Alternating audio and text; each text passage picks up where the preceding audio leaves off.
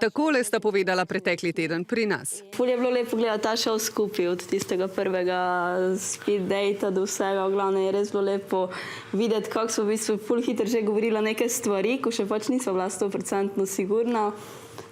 In zdaj, ko se je pač vse to nekako zrealiziralo, resnično in ja, da smo srečna skupaj. Sve je gledala dok se ja nisam ljubio. Pa naravno.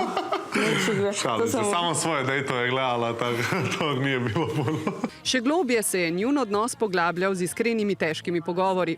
Karlo je spregovoril o bolečini, o prerani izgubi očeta. Kaja mu je zaupala svoje težave z anoreksijo, s katero se je borila v preteklosti. Njuno povezanost so včasih malo žleht, na glas podvomila dekleta. Ona je zaljubljena njega, u nje nije. Sad ti govorim. Kako ti to vidiš? Naučila sam se jako puno stvari o govoru tijela. Da je vse skupaj medlo, je po pogovoru s Kajo pomislil lanski sanski Šime. Nakon našeg drugog dejta već sam bila sigurna da bi to moglo biti to. I od tad znam da i vrijedi i sve da tu trpim pa čekam. Sviđa mi se, volimo se.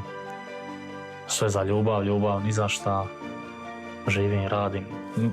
Mislim, super, ali ne mogu ja na kontu toga donijeti kvalitetan sud. Pa se je vendarle potrdilo, kar smo slutili. Stvarno nešto ovako da se desi što ne očekuješ, to je ljubav i mislim da je to poanta svega. Še traja in naj traja.